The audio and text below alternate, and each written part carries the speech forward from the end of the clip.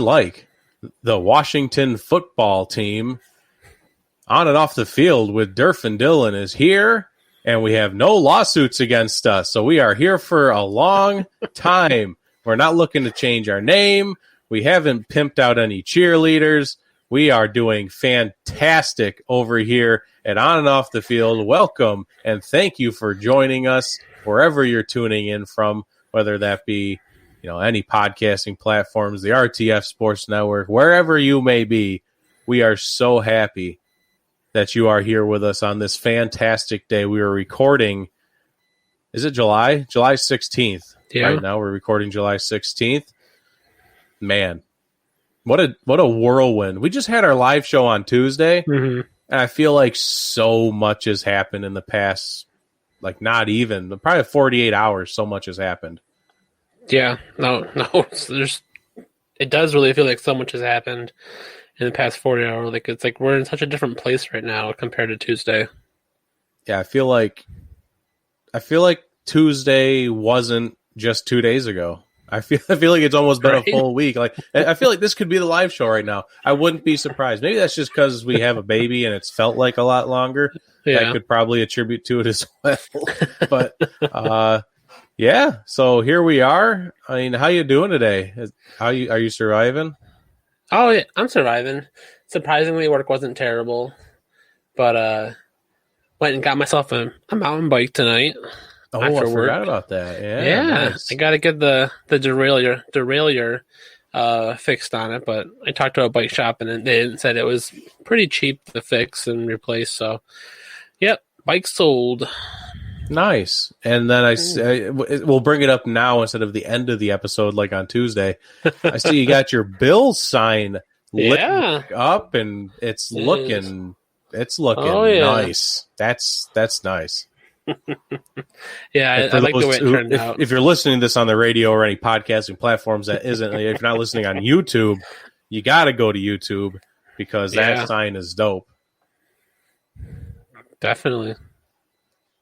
So besides YouTube, and if you don't know how to find us on YouTube, there's a very easy way to find it, and all of our other platforms, and Durf will tell you all about that.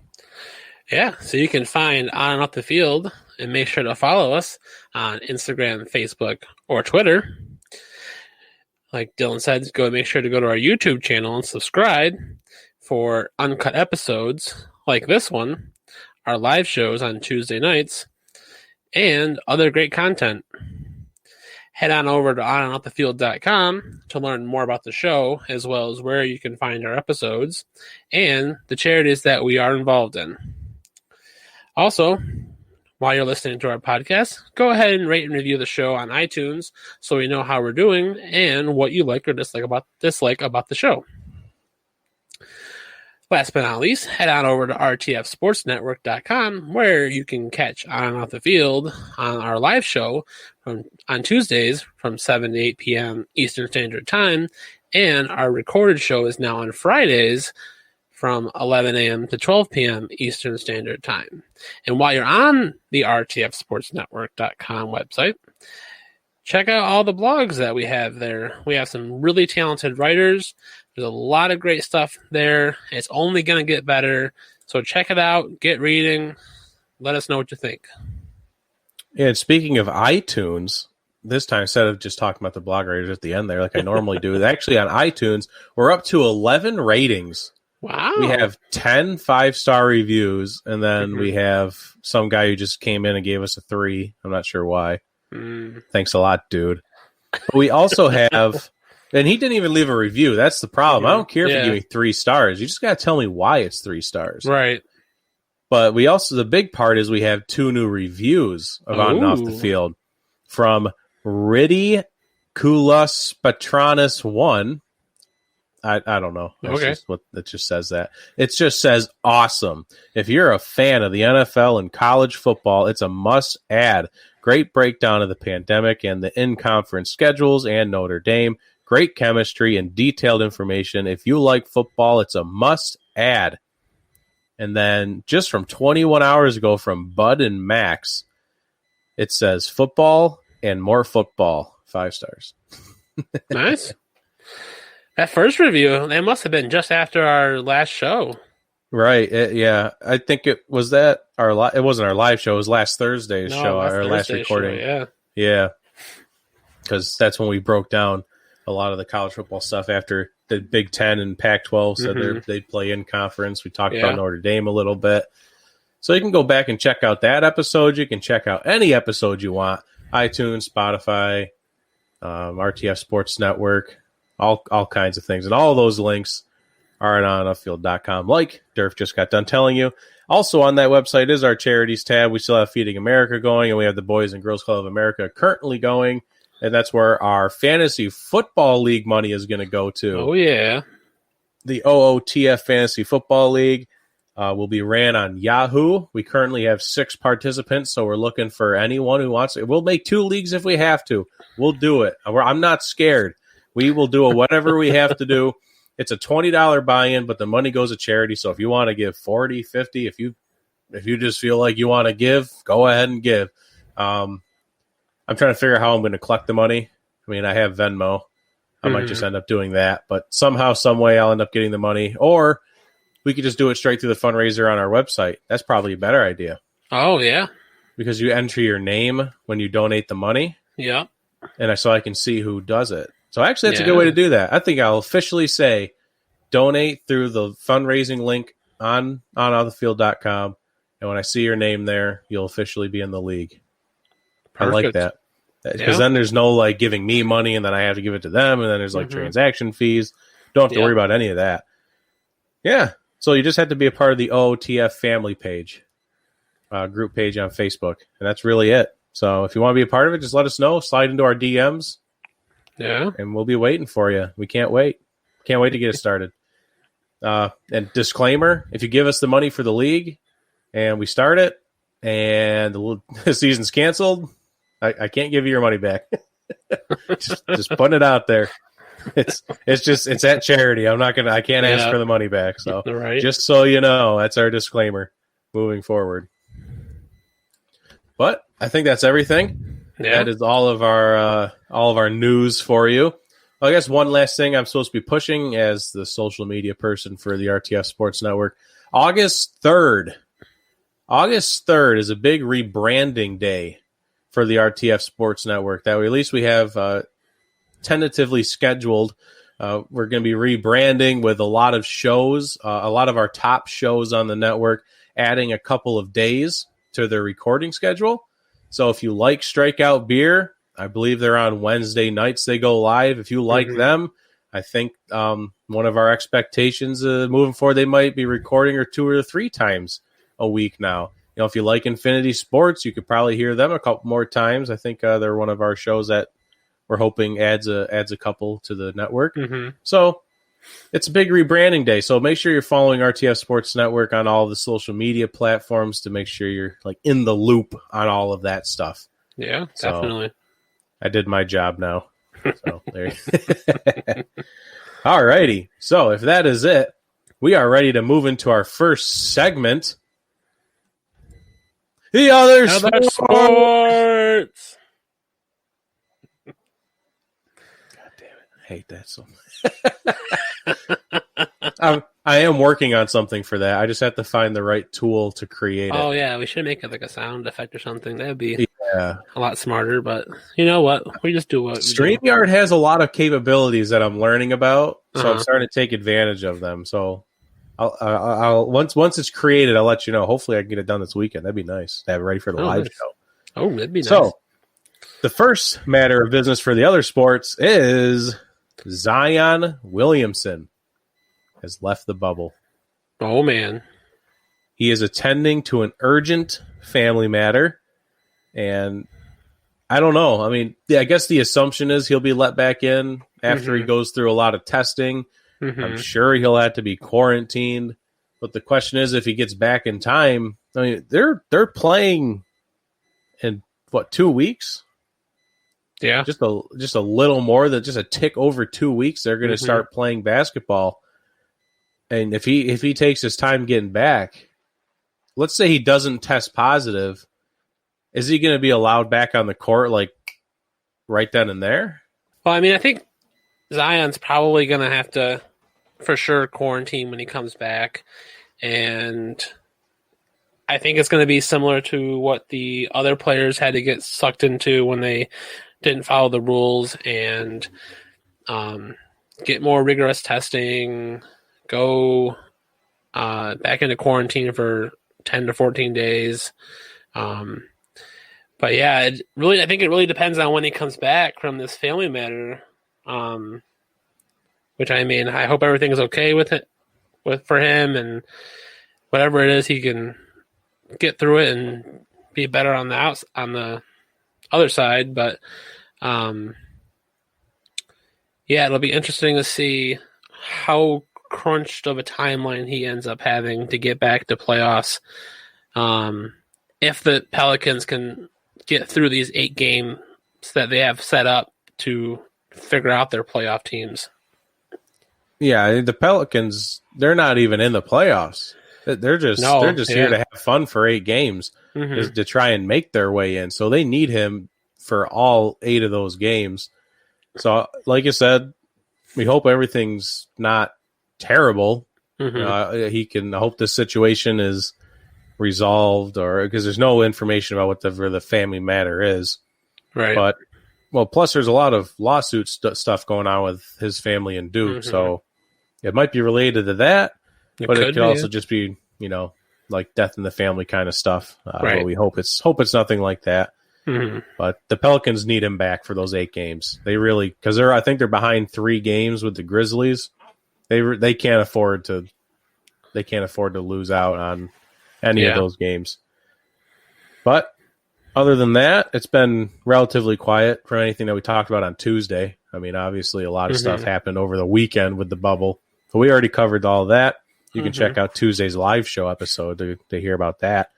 And we got one other piece of other sports here. Fred, you go ahead and take this one away. All right. So a little bit of kind of local other sports for us in the podcast here. New York State Public High School Athletic Association, or NISFSA, announced today that it is delaying the start of fall high school sports seasons and canceling fall regional and state championships. So that's pretty surprising that now it's affecting younger athletes. NIFSA says that the fall season is expected to start Monday, September 21st. It has also prepared to implement a condensed season schedule in January 2021 if high school sports remain prohibited throughout 2020 due to the COVID-19 pandemic. That's the part that I would expect to happen, because I think that's what's happening with all fall sports, even professional. But that's that's interesting to see. Like you said, that's now affecting, as we all pay attention to the professional sports and even college football to a certain extent. But now it's even going down another level to the high school region, and that sucks. Yeah, we've already seen it with like seniors during spring sports. They got screwed out of their final season if they're a senior in high school, and now we might see this with fall seniors missing out on their season. But at least they have a possibility to play in January. But let's be honest, it's New York.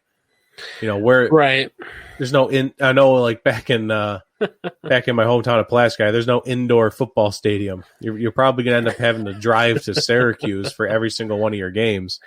So I did see a little bit of a proposed schedule plan if they do have to move it to next year in the spring. Their condensed schedule plan is actually doing all 3 seasons of sports at 10 weeks apiece.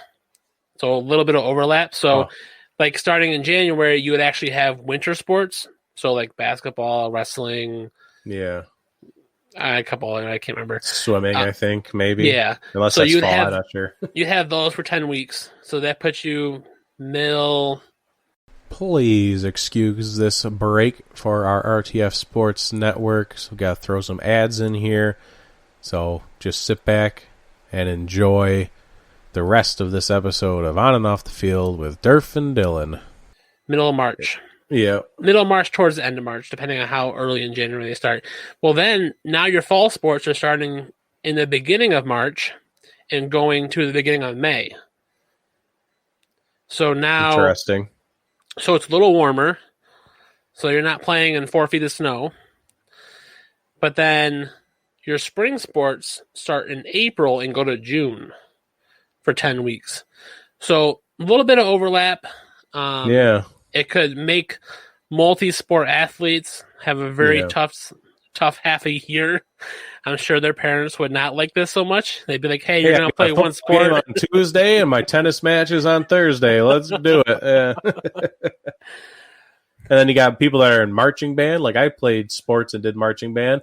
All right, I got marching band practice on Wednesday. I got a game on Thursday and a match on Friday. It's going to be a heck of a week. Rest in peace to your grades. Yeah. It's an interesting plan. It's a well thought out plan. Yeah, it definitely is. And I think that's what you have to go in with, though. Like you have to. Yeah.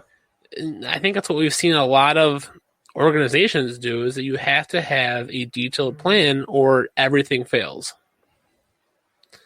And get everybody to follow that detailed plan. Yeah, 100. Well, that's the problem we're seeing with professional sports is people don't want to go with those detailed plans. But it is kind of funny that you see New York State has a better plan for high school sports than like Major League Baseball had for the return of its sport. I know it's a lot. It's obviously across the entire country, so it's harder. But it's just kind of funny.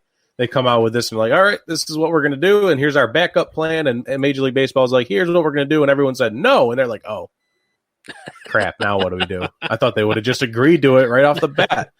Crap. What do we do now? Hey, hats off to New York. New York's been doing a pretty good job with like the COVID thing in general. Mm-hmm. Yeah, they've done a general pretty good job. Mm-hmm. You can ask a lot of New Yorkers their opinion on Cuomo, Governor Cuomo, and some of them are ready to protest today because he handed down a new law, or a new temporary law, I should say, where if you want to go to the bar or restaurant, you have to sit at a table and you have to order food with your drink. You can't just go and walk up to the bar and like sit at the bar with 10 other people. You have to sit at a table with a couple people and you have to sit there for a little while, drink your beer, eat some food. And man, people are mad. Oh, I'm sure. Like that was like the last straw. Really, you can't walk up to a bar to get your Bud Light. So now this is why you're going to protest. This is why you're going to rally. Well, this is why I drink at home. It's much cheaper. It's cheaper. It's more relaxing. Yeah, people are nuts. People are nuts, man. New Yorkers are just. We ready to move on? I think so. We're ready to move on to NFL news, yeah. Where we actually know what we're talking about. And we're finally here. We finally made it. Oh boy, let's do it. For the past couple days, there has been some speculation that coming out of the Washington Football Club, that there was going to be some news. And yes, we all know there is a name change coming and someone holds the trademarks and they're dealing with that. But to this point, that is by far the smallest issue they have to deal with. Yeah. Because apparently this Dan Snyder ran team, which let me just throw this out here. The verbiage that's been used the past 2 days is that there's going to be some shocking news coming down about the Washington team being a toxic culture. It's Dan Snyder.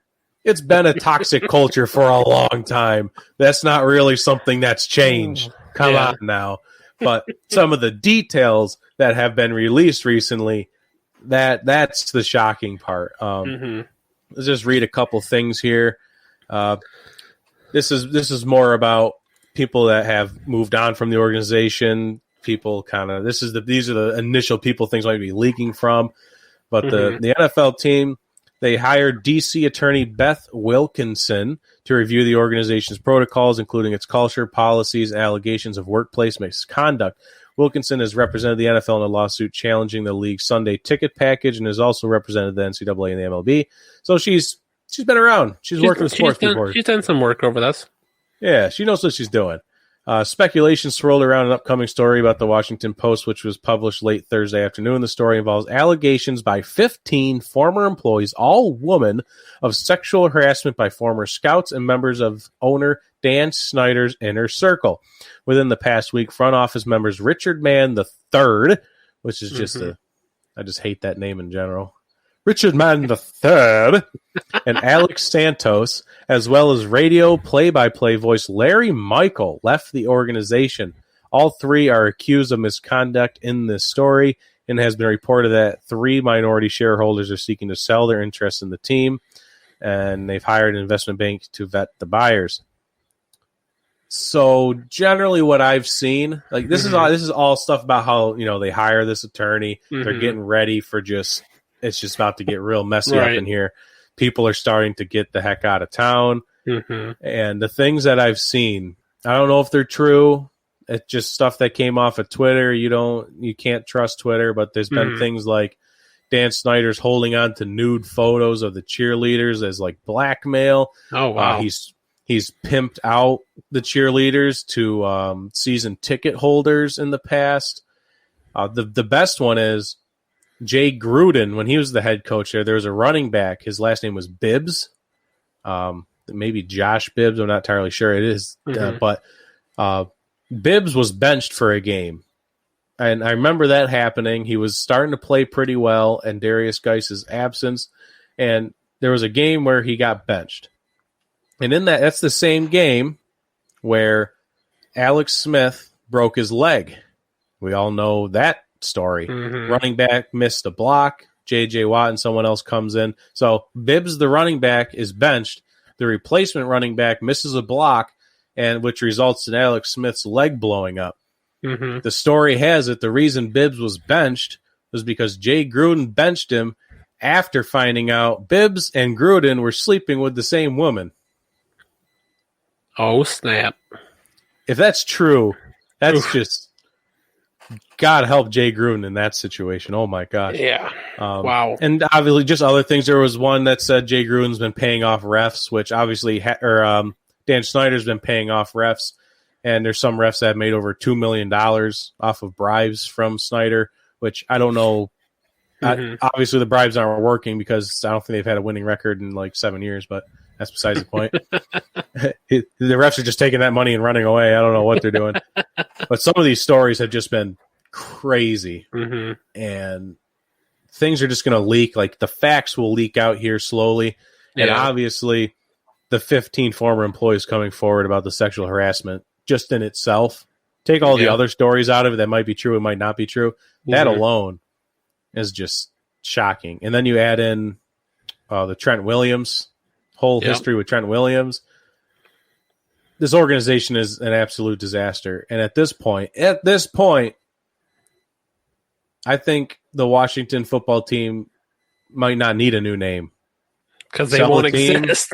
Sell the team, take them out of existence, and just move it somewhere else. This area does not want a football team at this point, I don't think. I'm sure Oakland wants. Yeah, go back to Oakland area. St. Louis wants a team. San Diego.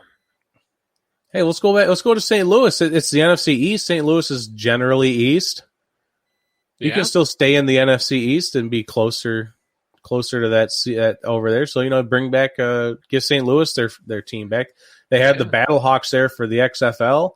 Yeah, okay, let's do it. St. Louis Arch Runners. St. Louis Arch Runners. Yeah, that could be a name. Oh, the Arch. Yeah, that's clever. Right off the, you just came up with that. Oh yeah, right off the tongue. That's pretty good. That's easy. Hey, don't say. Someone's going to go copyright that now. They're going to get the trademark for that. Crap. We should do that quickly. Yeah, quickly trademark that. Jump on some website and buy that real quick. Yeah. I mean, it's the Redskins. I mean, I could ask you for your take on it if you want. I mean, what is there? There's not much to like really have a take on. I mean, this Redskins organization from top down is about to get completely wiped out. It seems like there's so much stuff that they swept under the rug. It seems like. I mean, you got to see the facts first and see what comes out. Right. But just based on the speculations that have come out and the fact that you have 15 former employees that are saying that there's sexual harassment going on in this organization, it's just not good. Like there's too much there's going to be too much evidence for this team to survive with Dan Snyder. Yeah. He'll be forced to sell the team. There's no way by the time this is over, Dan Snyder is the owner of the Redskins or the Washington team. There's not a chance. No chance. But yeah, it's disgusting. Yeah, it really is. I mean, hey, maybe we'll just ban the team. We'll send all their players to all the other 31 teams. See what we can do for an NFL season. There you go. There you go. And just one last point on that, isn't it? Does it feel weird that they hired a female lawyer to defend themselves? Like, I think that the PR stunt seems a little odd. Well, if you hire a male lawyer, then that could be them just being true. The other way. So I think it's more of a PR situation, but that's true. Let's just see what they can get. I guess I just look at it at first and be like, "Wow, that's really weird." But I guess you have a point there. If it's a male, it's probably a worse situation. Mm-hmm. So okay, I'll listen to that. But moving on from that just grossness, we'll keep an eye on it. Obviously, it's going to be something that's going to be broken down heavily over the next couple of weeks, I'm sure. 12 days until training camp is supposed to start. I'll heavily implement the fact supposed to start. Yeah. That's real fun. But the reason we say it's supposed to start, 72 players have tested positive in the NFL as of July 10th. And the assumption is, well, there's probably more than that. You never know. But there's also a lot of things that the NFL and the NFLPA need to work out. And people say this, well, the NFL will be fine. They have all of this time in the world to figure all this stuff out. We said this back in like May. Oh, the NFL will figure all this out before the season gets here. Guess what? 12 days until training camp. They're nowhere close to getting these negotiations figured out. The NFLPA has a couple of demands here. No escrow of 2020 salaries. They want a flat salary cap of 198.2 for the 2021 season. They want to spread the revenue loss over the 2022 and 2030 caps. The players would be paid a COVID-19 risk stipend of up to $500,000 if games are canceled. The NFLPA still wants preseason canceled and more testing done. And the NFLPA does not want the virus listed as a non-football injury. You know, being able to try and hide it, I guess, better. Lots of things, and there's more than that. I'm sure they're talking about. They still have to talk about the face mask covers, the mouth covers, like we talked about on Tuesday. I'm sure they're still working out. If there's some kind of bubble situation, travel they still have to talk about. They still have to talk about players being able to opt out of the season, and if they opt out of the season, are they going to lose a year off their contract? Are they still going to be paid? It's none of this has been decided. They haven't talked about this at all. None of it. They haven't talked about it. It's just sitting out there still. Yeah. At least there's dialogue, but they have agreed on nothing. This is scary. It really is, because you're going to end up with no preseason. They're not going to start training camp now until September because it's going to take them that long to figure everything out.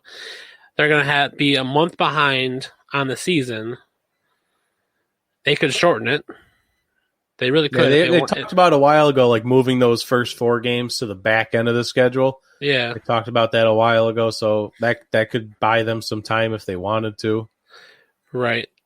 So it's just not looking good. There's too many variables coming up now that they didn't have planned out 2 months ago, and they should have.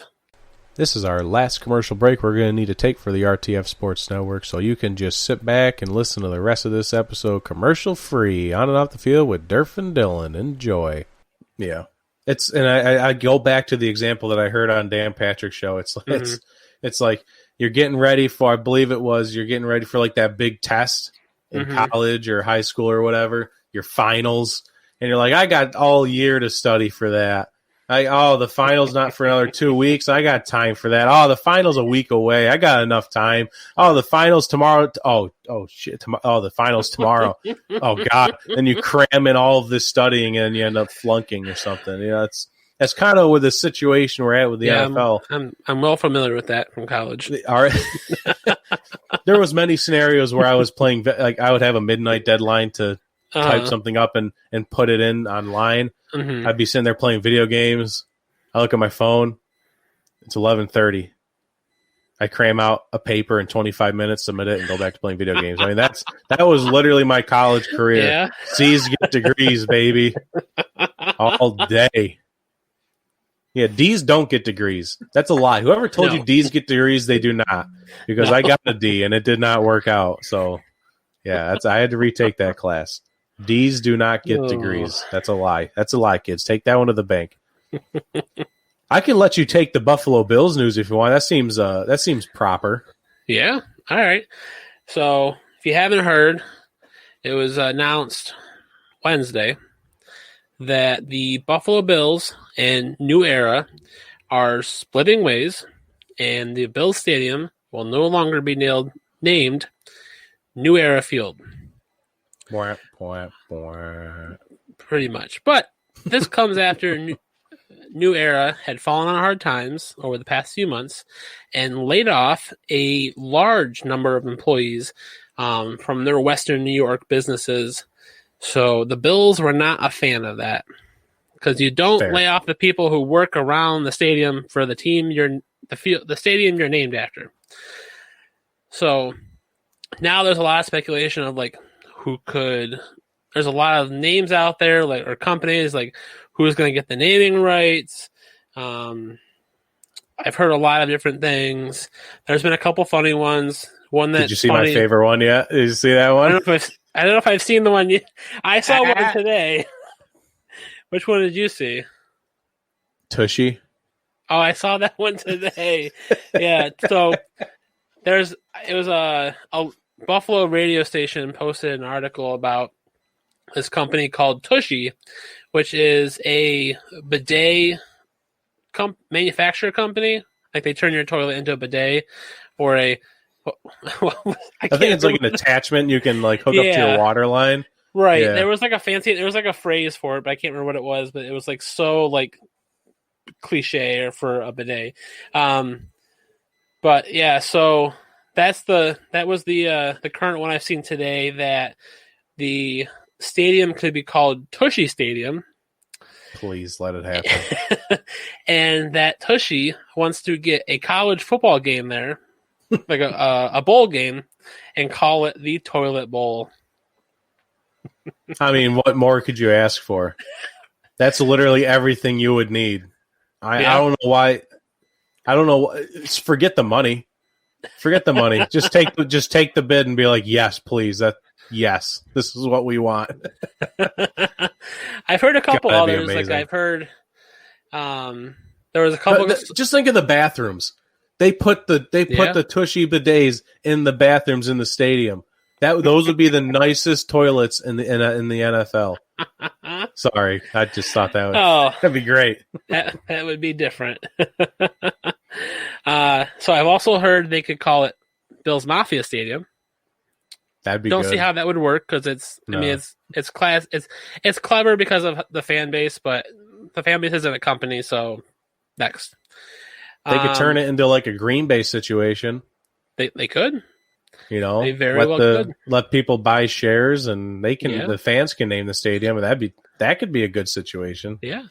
I've also heard that the Bills should talk to Ralph Lauren, because they could call it the Ralph, so it could go back to being called the Ralph. Yeah, there you go. That would be a little clever play on words there to play into some history of the Buffalo Bills. I've also heard a couple different ideas to do like a Costco, or like what's the like Rubbermaid or something like that, because they could be like the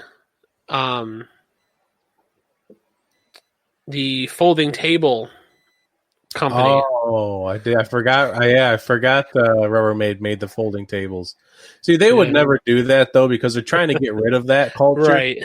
They're really trying to kill it, like because they're sick of people hurting themselves on their property and around the stadium and stuff. So, I highly doubt they would do that. But I would.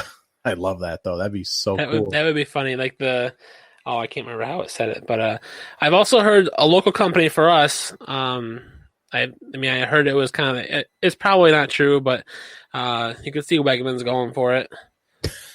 But I doubt it. Yeah, it wouldn't surprise me. I think that was a gag one, but that'd be pretty funny. That would be kind of funny, yeah. I might go back and work for Wegmans if that happened. That would be a great investment opportunity for them, I'm sure. But everyone around here already shops at Wegmans. You're not really going to make more money, right? And so I probably going wouldn't. bankrupt anyway, so yeah, they're going to be fine. So yeah, put your bid-ins to be the new name of the Bills Stadium because New Era is out, but they will still probably be selling New Era gear inside the stadium, so New Era does not care. Well, I think New Era is pretty much the only company that makes sports memorabilia like that. At the end of the day, they don't really care. They're going to lose the name of the stadium, but they're still going to sell all the gear, so it doesn't really matter. Yeah. Oh, well. Moving on to some player news. Yeah. Some long-term deals got done, kind of at the bell. Derrick Henry was like at the buzzer. Oh, yeah.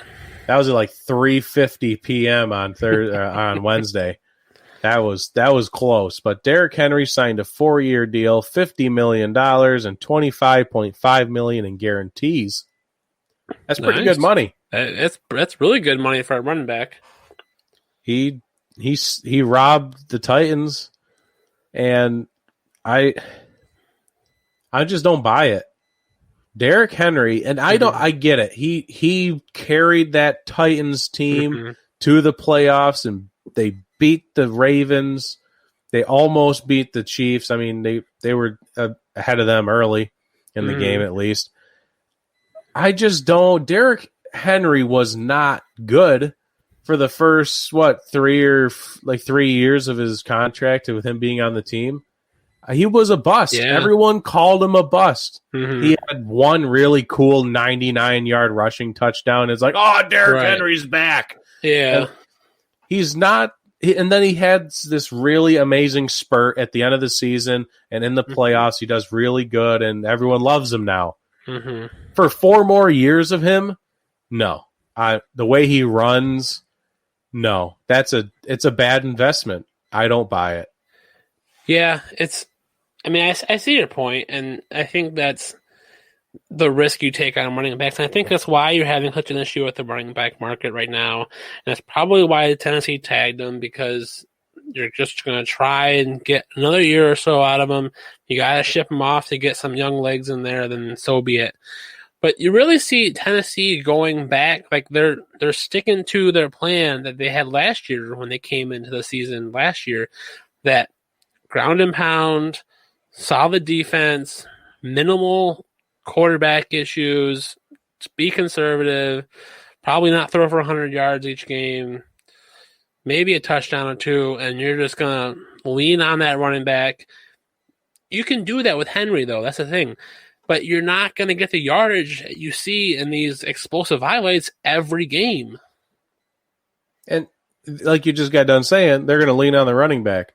They've already leaned on him for 3-4 years, however long he's been in Tennessee, and now you're going to lean on him for 4 more years.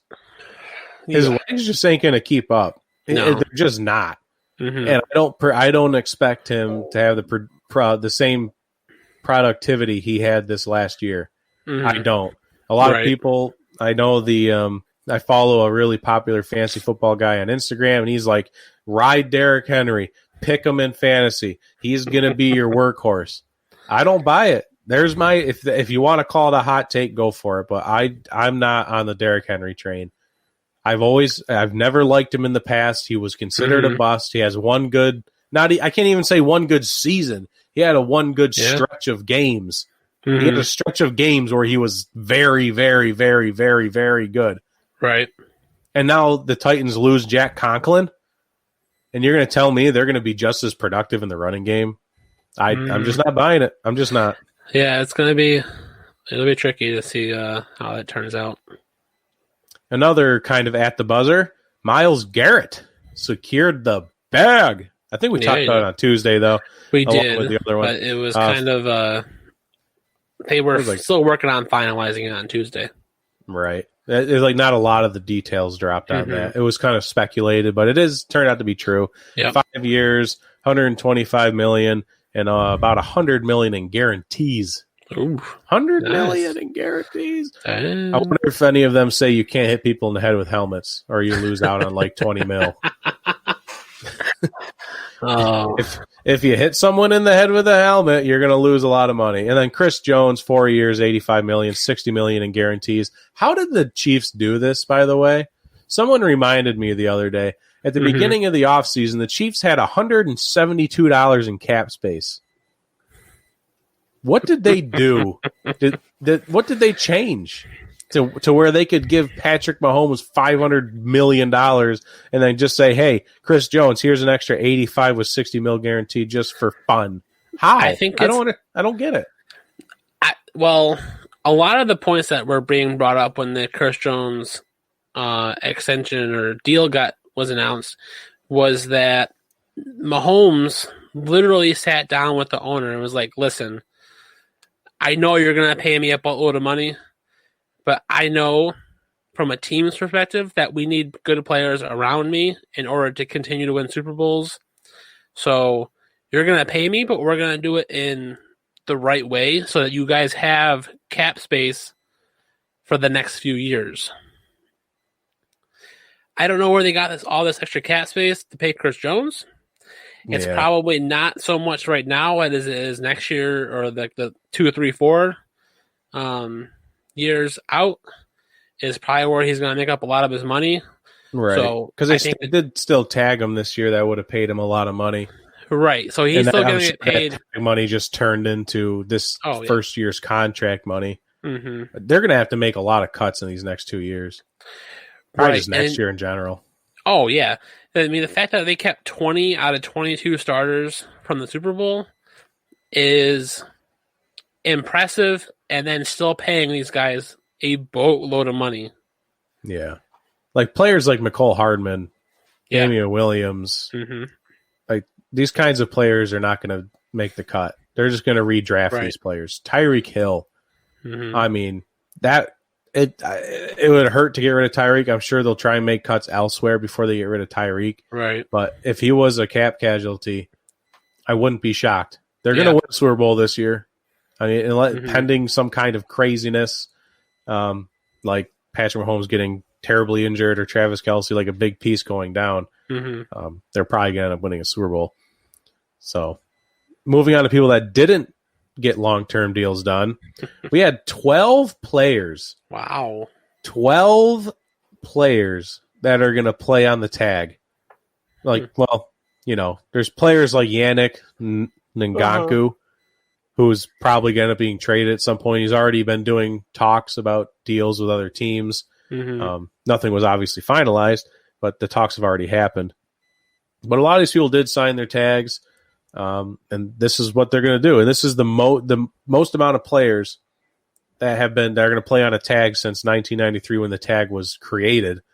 Dak Prescott, step 1 is officially complete. Dak Prescott will play on the tag, step 1. Step 2, he has a down year. Step 3, he's not a Cowboy in 2021. Bada bing, bada boom. So step 1 is done. Dak Prescott, but he also said he couldn't be happier. He came out and said that. Those are words that he said. I could not be happier. Get out of here. Leave. Dude, you were begging for money. And you say you can't be happier. What? It's not going to be good when he takes a lot less from another team. It's going to suck for him. Yeah. I mean, everyone else will just laugh at him, but it's going to suck for him. He's going to lose all those Cowboys endorsements. Just being the Cowboys quarterback makes you money. Yeah. And he's going to lose out on that. I think he goes to the Steelers, but he could also be a Jacksonville guy. He could go to a bunch of places. Oh, yeah. AJ Green is another player who's going to play on the tag. Justin Simmons officially signed his tag. That's a guy who we were watching maybe that got traded, but he did not. Yannick will be traded at some point. Joe Thuney, the Patriots offensive lineman, he signed it. Brandon Sheriff from the Redskins or from the Washington football. That's just going to be so weird. It's going to take some time. Yeah. They need a new nickname because once the new nickname comes, I could just say the new nickname. But right now, without a nickname, it's hard. Hunter Henry for the Chargers, he signed. Bud Dupree signed. There's 3 different players here. Bud Dupree, Matthew Judon, and Shaquille Barrett. Matthew Judon with the Ravens, Shaquille Barrett with the Bucks, and Bud Dupree with the Steelers. Filing grievances because they are listed as linebackers, but they want to be listed as defensive ends because defensive ends make more money. Yeah. And they played that position a lot more chasing quarterbacks than they did as linebackers. So I think that's their biggest, I'm blanking on the word here. That's like their biggest reason why. Reason? That's not what I was going for, but that's their biggest case. As to like why they should be a defensive end, is because they played that position so much more over this past season, and all 3 of them each had more than 9 sacks last year. Right. You don't get that many sacks playing linebacker. Right. Exactly. And I think the reason is, I could be mistaken, and anyone can feel free to correct me on this, but just thinking in my head, do these 3 teams play 3-4 defenses? Because they most likely played outside linebacker, and when you're in a 3-4, that outside linebacker, whether it's the Mike or the weak spot or the strong spot, is usually rushing the quarterback. They're like in a 3-point stance, rushing the quarterback. That's just how that kind of defense works. You're still a linebacker, but you're rushing as if you were a D end. So I can understand their grievance. I don't know if the teams will bite on it, but the other 2 players are Leonard Williams from the Jets and Anthony Harris, safety with the Vikings. Are all going to play on the tag. So very interesting. We'll see what happens with those guys to see if they get their DN money or not. But Dak Prescott, that's my favorite. That's a good one. I believe apparently they almost had a deal. Well, yeah. But then the last one was like 34 or 35 a season with 110 in guarantees, and Dak said no, because I think the real issue was the reports said it was 5 years, and we've seen that Dak does not want to play 5 years. He wants a shorter deal. Like, why? You're the first quarterback in history who wants a shorter deal.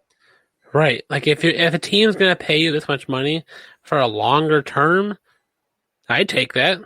That's more security. So I don't see him being a Cowboy in 2021. No. Nothing looks like it's going to. The Cowboys just won't do it. They have Andy Dalton now. They can go draft Trevor Lawrence next year if it is a down year. Yeah. They could tank, put in Andy Dalton. Let's just see what happens. Why not? Because technically, next year, when free agency, whenever that hits, he technically is not a Cowboy because he's playing on the tag, right? Right. So he's technically... They would have to sign. You would have to sign another tag, or because when it's your second tag, he signed a transition tag this year, not a franchise tag, and there's a minor difference there. Oh, okay. So they could put him on a franchise tag next year, I believe.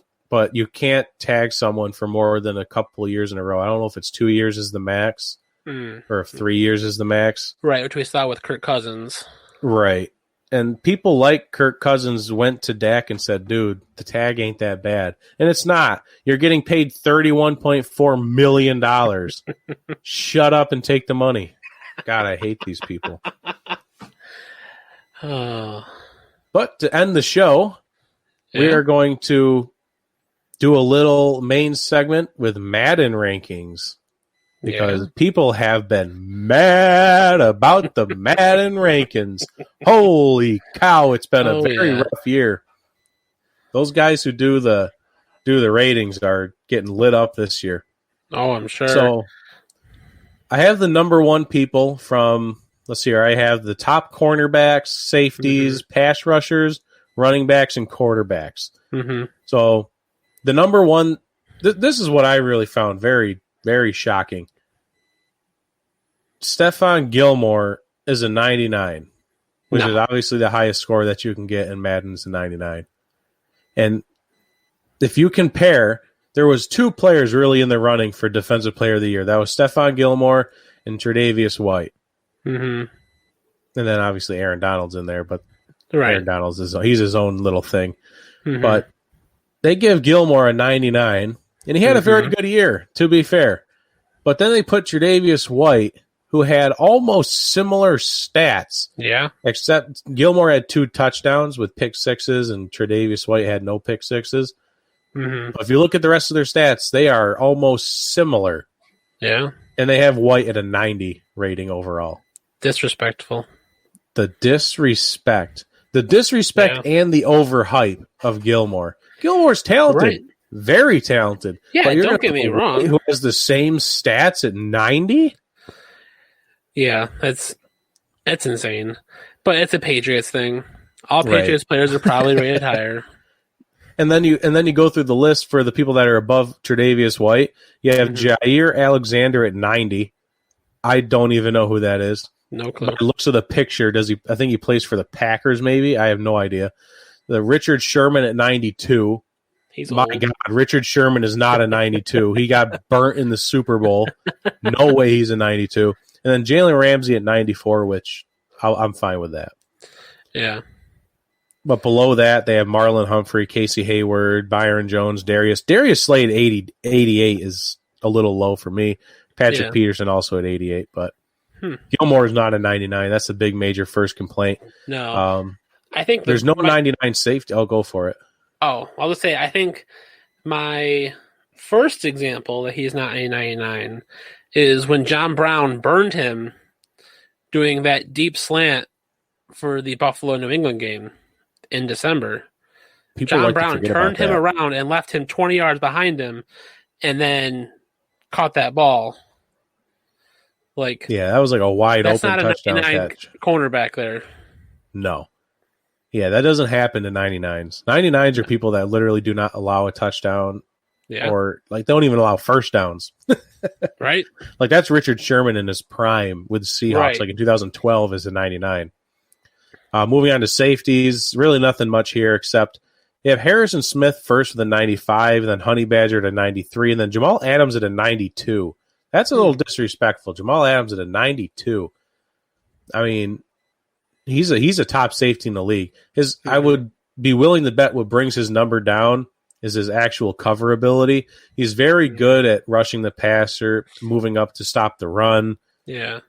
But actually covering, I would be willing to bet if we looked at his actual stats, I'd probably dragged him down a little bit. Right. Our next 99 is pass rushers with Aaron Donald, obviously a 99. My biggest complaint over the name of this episode, this one just got me out.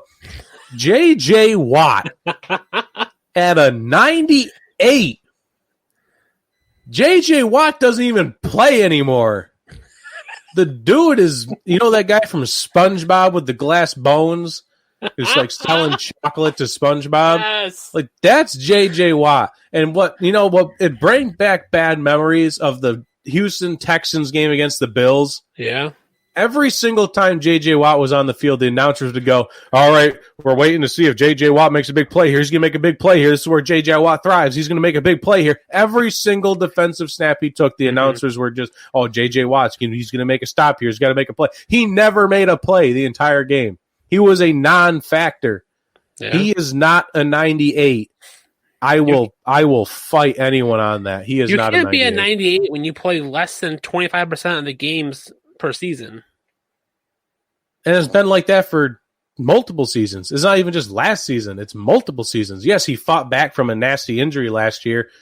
Cool. Right. Good story, bro. Doesn't mean you're a 98. Right. God. That got even me. Other big name players dropped in rankings because they're old and they switched teams. Right. Like Richard Sherman. He used to be 95 plus. They dropped him to 92 at least. Yeah. I mean, that might still even be too high, but J.J. Watt at 98, no. And they only have Myles Garrett at a 93. Jesus. It breaks my heart. Top running backs, Christian McCaffrey's obviously a 99, but number 2 is 93. Derrick Henry, 93 overall. And then Nick Chubb at 92. That's a little disrespectful. Very disrespectful is Saquon Barkley at a 91. What in God's green earth are you thinking there? That's his updated Madden ranking, because he was not a 91 when it first came out. What was he? He was an 88. Oh my God. And fans blew up social media, and then Madden went in and bumped him up to a 91. Jesus. This dude breaks tackles like it's nothing. Right? The dude's a monster. Like, this guy is a third-year player. Just look at his early tape. He's a 90, I would say a 95. The amount of skills this guy has. If you ask these Madden people what dragged his rating down, if they said it was injuries, I would have punched him in the face because of what J.J. Watt said at 98 with his injury history, and Saquon's a 91 with his injury history. I punch you in the mouth. Top quarterbacks are I think our last 99 overall, at least for now. I don't think wide receivers have really come out yet. No, at least I haven't looked. I haven't seen any big name receivers. Yeah. I'm sure Michael Thomas will be a 99. That seems like it would make sense after the records he broke this year. Mm-hmm. That'd be the only 99 I would hand out. But Patrick Mahomes is a 99 overall. Mm-hmm. Makes sense. Yep. Russell Wilson at number 2 with a 97. Lamar Jackson with a 94 at number 3. And then you have Drew Brees at number 4. Tom Brady at a 90. The rest of these I'm not really mad at. Yeah. I mean, I'm not upset about the quarterback rankings, to be completely honest. Some people think they're sleeping on Lamar. But his passing ability, they gave him a 94. That's pretty good. Yeah. And this is where I was kind of going back to the J.J. Watt conversation with players like getting older, not playing as much, playing statistically less or worse. Brady went from a 96 last year at the Patriots to a 90 with the Bucs. Yeah. Like, the guy is old and doesn't get nearly as injured as J.J. Watt, but he still dropped in Madden by 6 points. J.J. Watt should have dropped like 15. At least statistically, Tom Brady had an off year last year in most of those games, but so did J.J. Yeah. You cannot show me stats from J.J. Watt's last season to justify a 98. You just can't. No. It doesn't exist. It just doesn't exist. I believe that's the main rankings we had listed. Mm-hmm. I believe those are the only 99s we currently have. Let me take a quick look at let's see if I can even pull it up. Wide receivers. Oh boy. Overall for wide receivers. Oh, filters. I got to click on filters. Position. Oh, yeah. I'm gonna get this in here. I want to see who the highest rated wide receiver they currently have is. Are you on the Madden site? Yeah. Yeah, it wasn't good. Oh, this isn't bad. They're not ready yet. They're not. Their receivers aren't ready to be released yet because they had guys like in the 70s. Henry Ruggs at a 76. Yeah. Yeah. CeeDee Lamb at 75. Jerry Jeudy at 75. Mm-hmm. Justin Jefferson 74. Which really isn't bad for a rookie. Like that gives them growth. That's generous. Very generous. So with that, they put Freddie Swain for the Seahawks at 63. Rookie wide receiver, I think 6th round. Oh. Thought I'd throw that in there. Right. There's some Seahawks news for you. I think that's all the time we have for this episode, unfortunately. I hope you learned something. Hope you had some fun along the way. Stay safe. Stay away from COVID. Wear your masks. Eat. If you live in New York, order some food at a table with your beer. And as always, all hail the Jockstrap King.